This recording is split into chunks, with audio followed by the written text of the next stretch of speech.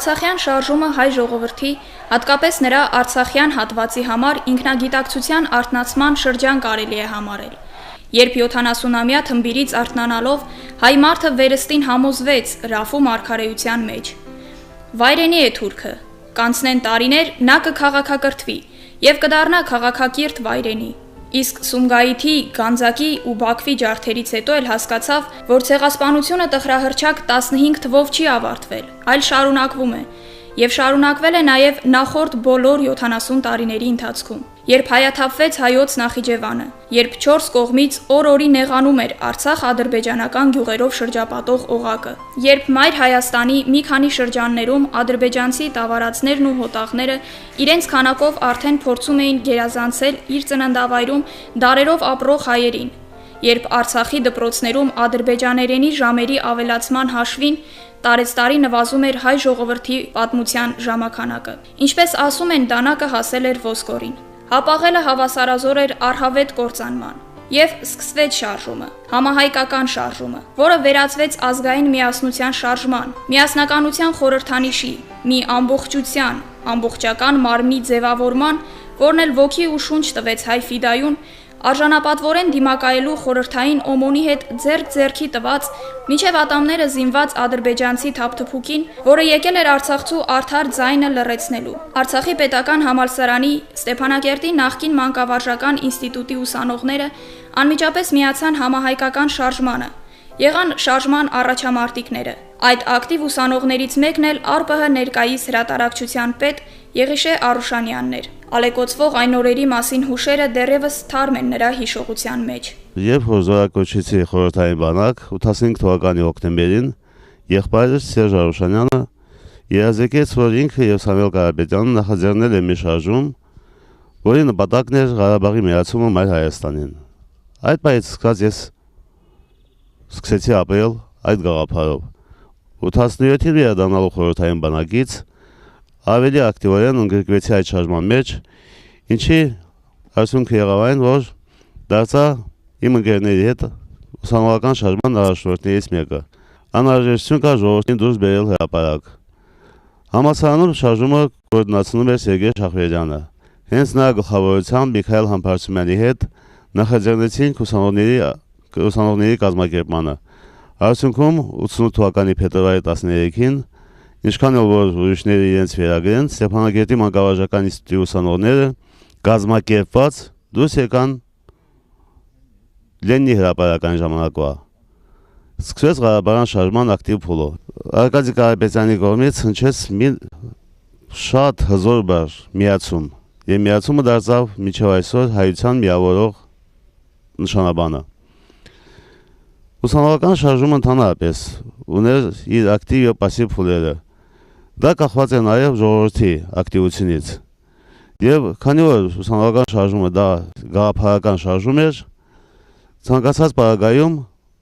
մեր կազմակերպվածությունը միշտ գտնում էր բարձր մակարդակի վրա։ Հիմա էլ այդ շարժման ակտիվ մասնակիցներից շատերը գրավում են տարբեր պետական, զինվորական պաշտոններ։ Եղիշին բավականին ակտիվ էր եւ ամենտեղ հասցնում էր քիթը խոթել, եթե այսպես ասենք, հասցնում էր նաեւ ինչ որ առումով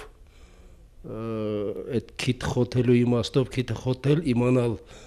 իրավիճակը ու բավականին արագ հաղորդել, որ sense բան է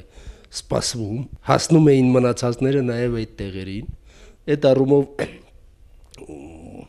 բավականին ակտիվ եւ օպերատիվ էր եւ համարյա ամենտեղ էլ հասցնում էր ամեն պրոցեսներում լինի դա ժողովներ, լինի դա, չգիտեմ, ստորագրահավաքներ, միտինգներ, ամենտեղ հասցնում էր, ամենտեղ ավանգարդային շարքերում էր եւ կարողանում էր որոշ դեպքերում կռվելով, որոշ դեպքերում այդ եթե համոզելը չէր ստացվում, փորձում էր բռնի ճանապարհով անգամ 88-ից սկսած շատ ջրեր են հոսել եւ Արցախյան շարժումը որպես այդպեսին ինչպես որ սկիզբ առավ հենց այս սենյակում, որտեղ որ մենք հիմա այս հարցազրույցն ենք կազմակերպում, ինձ համար մեծագույն հաճույք է, որ հենց այստեղ եմ ես խոսում այն ուսանողի մասին, որը որ եղել է շարժման մեջ շատ կարևորագույն դեմք։ Ում է թե Արցախյան շարժումը սկսվել է հենց 88-ին, սակայն պետք է նշեմ, որ 88-ին պարզապես փետրվարին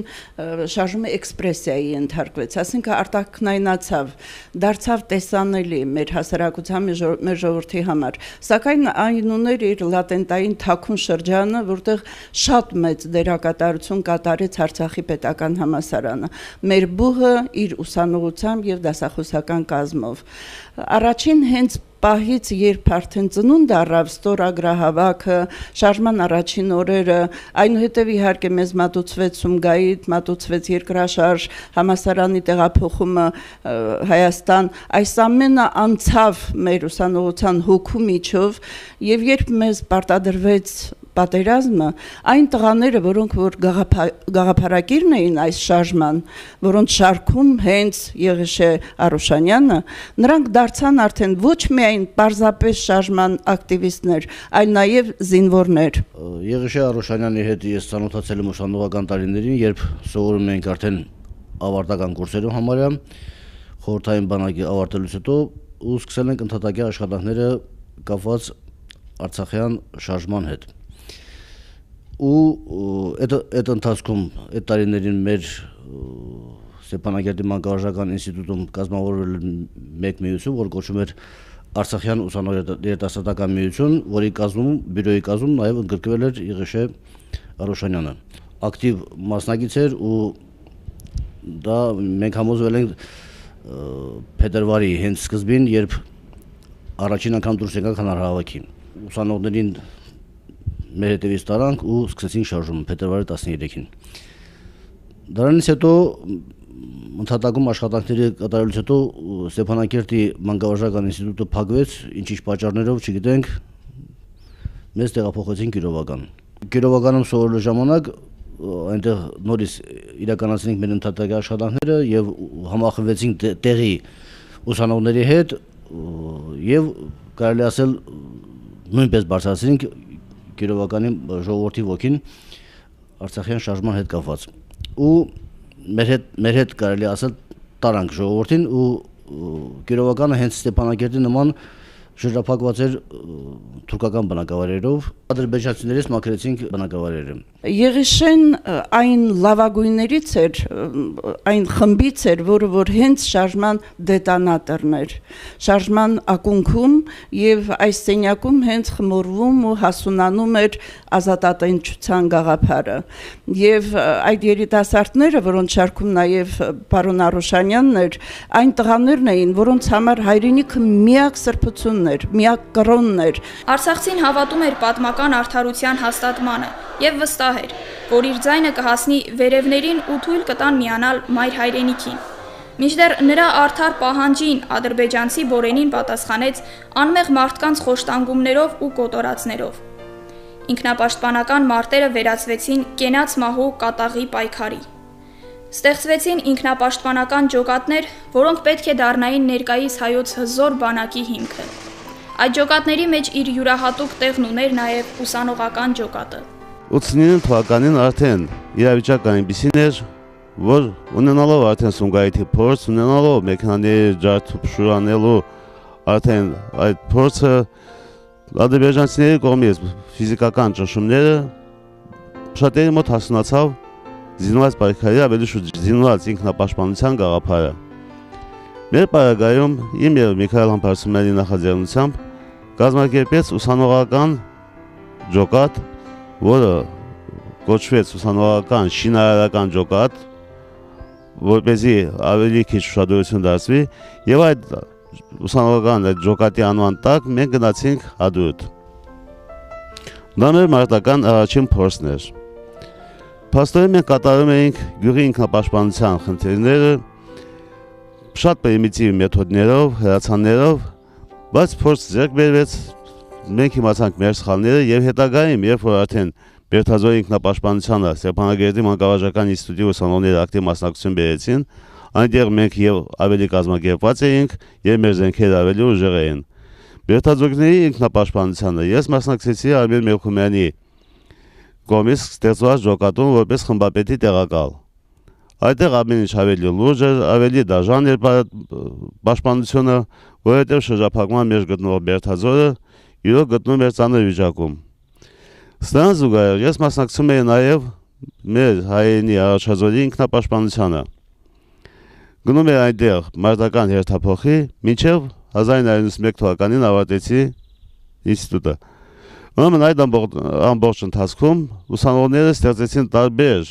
հասարակական խմբեր, կազմակերպչական մեծ աշխատանք տան թե ուսանողության շրջանում, թե ժողովրդի շրջանում եւ Ստեփանագերտի մանկավարժական ինստիտուտի թե ուսանողները, թե դասախոսները որպես շարժման ճիշտ ուղով գնացող առաջնորդներ, ղեկավարներ մեծ պատիվ ունեին։ Նա իր ակտիվությունը ցուցաբերեց նաև պատերազմական իրավիճակում եւ Ղարաբաղցու ասած որտեղ վարում դեղ բուսնում էր մարտական մեքենայով շատ տեղերում հասցրեց լինել ու իր գործը կատարեց նա նաև պատերազմական առումով այսպես ասած ուսանողական ակտիվությունը նա շարունակեց պատերազմում այսօր էլ ված չի այսօր էլ է ակտիվ հասարակական առումով 1992 թվականի հունվարին Եղիշե Արուշանյանին տեսնում ենք Առաջաձորի կամավորական ջոկատում, իսկ փետրվարից նրան է վստահվում հետևակի մարտական մեքենան։ 91 թվականին վերադառնալով գյուղն գրգռեցի տեղի ինքնապաշտպանական ջոկատներում, բայց այն ավելի կազմակերպված բնույթ ստացավ 92-ի հունվարին, երբ ստեղծվեց Առաջաձորի կամավորական ջոկատը։ Դա արդեն մարտական միավոր էր իր զորանոցային պայմաններով, իր մարտական զենքերով, որը զբաղվում էր հիմնականում Կիչանի ուղղությամբ գտնվող դիրքերի ինքնապաշտպանությանը։ 92-ի փետրվարին, երբ որ խորհրդային զորքերը դուրս եկան Ղարաբաղից, ուրեմն այնտեղ տարա առաջին հետևակի մարտական մեքենան դառնալով նրա հրամանատարը, եւ այդ մարտական մեքենայով են հենց մասնակցեցի Սրխավանդի եւ նահարակից ադրբեջանական գյուղերի ազատագրմանը։ Այդ մարտերի ժամանակ հետաքրքիր այն էր, որ հանդիպեցի իմ հին ուսանողական Ղարաբաղյան շարժման ընկերոջ Միքայել Համբարսումյանին, որը այդ գործողությունների մասնակցում էր շոկա կոչվող զահամեքենայով։ Այնպես եղավ, որ մեր ուսանողների միստվար զանգված թե Ղարաբաղյան շարժման ժամանակ, թե պատերազմի ժամանակ իր ակտիվ մասնակցությունը բերեց։ Եվ ժամանակին 93 թվականի հունվարին մինչև վերավորվելս մի անգամ 5-րդ պաշտպանական շրջանի շտաբում հավաքված քննարկում էինք հերթական անելիքները, նկատեցի, որ սեղանի շուրջը նստածները հիմնականում Ստեփանագերտի մանկավարժական ինստիտուտի ուսանողներն են։ Այնտեղ էր մեր համակրուսեցի Նորար Դանիելյանը, մաթեմատիկներից Ալիկը Սարգսյան, Ստեփան Օհանջանյան, Վազգենը Գագունց, Նելսոնը Դանիելյան, փաստորեն բոլորը մեր ուսանողներն էին, եւ փաստորեն այդ ուղղությունը հիմնականում ղեկավարվում էր մեր ուսանողների կողմից։ Պատերազմը ինքը դաժան հաճույք է, մահը ինքը շատ տգեղ երևույթ, բայց հայրենասիրության ամբողջ իմաստը նրա մեջ չէ, որ հասկանալով այդ ամենը դու գնում ես եւ այդ պատերազմին, եւ այդ մահվան, եւ վիրավորվելուն, այսինքն դու ինքնակամ կամավոր գնում ես դեպի ավելի վատին, բայց պատերազմում հաղթելու արդյունքը միշտ էլ գերազանցում է բոլոր այդ վատ դրսևորումները, որովհետև հաղթանակը բերում է խաղաղություն։ Մարտական գործողությունների սկզբան հետ միասին մենք բաժանվեցինք իրարից, ես ուրիշ տեղ ծառայության, ինքը ուրիշ տեղ, բայց մարտական գործողությունների ժամանակ մենք մի քանի անգամ հանդիպել ենք Մարտակերտի տարածքում ու մարտական գործողությունների ժամանակ ու հունվարի երբ ինքը վերավորվել է 93 թվականին, նրանց հետո իրան չեմ հանդիպել։ Հանդիպել ենք մարտական գործողությունների ավարտից հետո արդեն խաղ պայմաններում։ Այդ օրերից 1 տարի անց 1993 թվականի հունվարին Եղիշե Արուշանյանը վիրավորվում է։ Ապաքինվելուց հետո վերադառնում է հարազատ գյուղ Առաջաձոր եւ տեղի դպրոցում շարունակում մանկավարժական գործունեությունը, որն ընդհատվել էր 1991-ին պատերազմի պատճառով։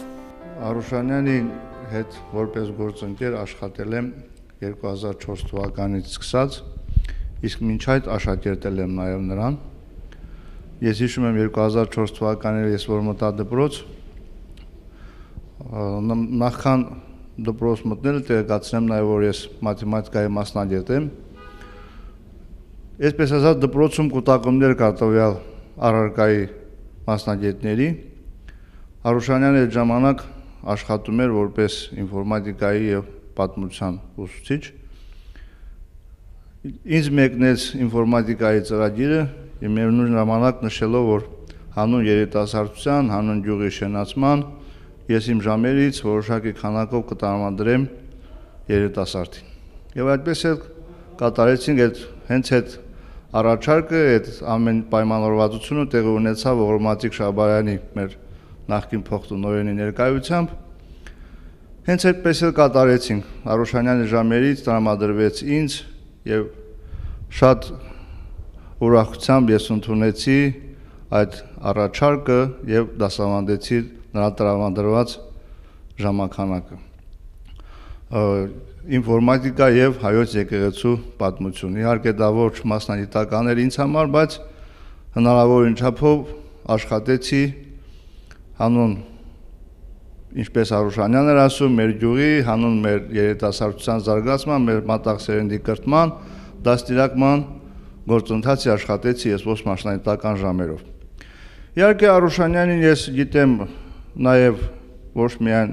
լավ գործընկերի, այլ լավ հայրենասերի, լավ սրտացավ ընկերոջ ու ամենակարևորը լավ խորհրդատուի, որտեղ իր իսկ օրինակով ինքը եւ աշխատանքային մասով եւ անձնական հարցերով օրինակ էր ծառայում մեր երիտասարդներին, մեր մատաղ սերնդին։ Մի խոսքով Արուշանյանը ոչ միայն լավ մանկավարժ էր, այլ նաեւ հայրենասեր ու սրտացավ ընկեր էր։ Ես որպես երիտասարդի շատ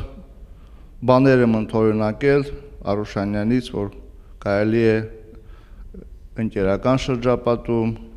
թեկուզ աշակերտական կոլեկտիվում, թեկուզ հասարակության մեջ օգտագործել այն ամենը, ինչ ընդօրինակել ենք այդ Արուշանյանից։ Բացի այդ Արուշանյանը նաև լավ կազմակերպական ու այսպես ասած դիզայներական ճաշակել ուներ։ Ես հիշում եմ 2005-6 թվականներին, որ մենք պատրաստում էինք համադպրոցական միջոցառում կազմակերպել նոր տարվան նվիրված, համոզում էինք տղաներին, նամանավանդ բարձր դասային տղաներին, որ հագնեին աղջկա շորեր, այսպես ասած մոդա ցուցադրելու համար, իսկ աղջիկներին էլ համոզում էինք, որ տղամարդու հագուստ հագնեին այդ միջոցառման այդ մոդա ասվածը ցուցադրելու համար։ Շատ հոյակապ մի միջոցառում էր դարձել, ամբողջ գյուղը, ամբողջ հասարակությունը այդ միջոցառումից էին խոսում, որ իրոք ստացված միջոցառում էր։ 2010 թվականին Եղիշե Արուշանյանը նշանակվեց ԱՌՊՀ հրատարակչության պետ։ Իր հարազատ բուհն է, որի հետ կապված բազմաթիվ հուշեր կան, թանկ ու անմոռանալի։ Պատերազմի մասին խոսել շատ չի սիրում։ Ափսոսում է միայն գործը կիսատ թողնելու համար։ Ասում է, եթե Արցախյան գոյամարտի տարիներին իր սերունդը ավարտին հասցներ գործը, ապա հետագա ապրիլներից թերևս կարելի էր խուսափել։ Իդեպ 2016-ի ապրիլին դեպի դիրքեր շտապող բազմաթիվ կամավորների կողքին նաև Արուշանյանն էր։ Իսկ ինչքան մեծ էր նրա ուրախությունը, երբ այնտեղ տեսավ իր մարտական ընկերներին, որոնցից շատերը նույնպես հաշմանդամ էին։ Երբ 94 թվականի մայիսին կնքեց զինադադարի պայմանագիրը, բոլորս իրոք ցնծության մեջ էինք։ Բայց ժամանակը ցույց տվեց, որ կարծես թե մենք այդտեղ թերացել էինք, որովհետև պատերազմը վերջնական ավարտին չհասցրինք։ Եվ ամենօրյա, ամեն պահյա այս դիմակայությունը մեր այսպես կոչված հարևանի հետ ժամանակ առ ժամանակ մեր ունեցած զոհերը միշտ բերում են այն մտքին, որ մեղավորը մեր սերունդն է, որ կարծես թե կիսատ է թողել իր պատերազմը։ Միգուցե եւս միջիկ, միգուցե եւս մի հարված հնարավոր լինել ավելի կայուն խաղաղության հասնել։ Բայց եղավ այն ինչ եղավ, եւ երբ որ եկավ սերունդը, որ պիտի ապացուցեր իր գոյությունը, իր ինքնությունը, իր ուժը, նոր սերունդը ավելի հաստատակամ կընտրվեց, քան թե մերը, որովհետև այստեղ արդեն հայրենիքի պաշտպանությունը դրվեց լրիվ ուրիշ որակի վրա։ Հայրենիքը դա մարդու պատիվն է, եւ այս երիտասարդները ցույց տվեցին, որ պատիվը կորցնել երբեք չի կարելի։ Ապրիլը ապացույցն էր այդ ամենի։ Եվ տեսնելով այս 18-20 տարեկան երիտասարդներին հետ ես դառնում, վերապրում ես քո ամբողջ ապրած կյանքդ եւ գտնում ես, որ այդպիսի սերունդ ունենալով դու ինչ որտեղ եւ ճշմարիտ ես ապրել, որովհետեւ ինչ որ միտեղ հանդիսանում ես օրինակ այս նոր սերնդին։ Եվ երբ որ 93 թվականի հունվարին վիրավորվեցի, բացի այն, որ ֆիզիկական թերապանքները եւ այլն, դա հիմնականում ուղղում էր հետին պլան։ Հաշմանդամությունը խոչընդոտ չէ, սիրում է կրկնել պարոն Արուշանյանը։ Պարզապես պետք է լավատես լինել, եւ ամեն ինչ լավ կլինի։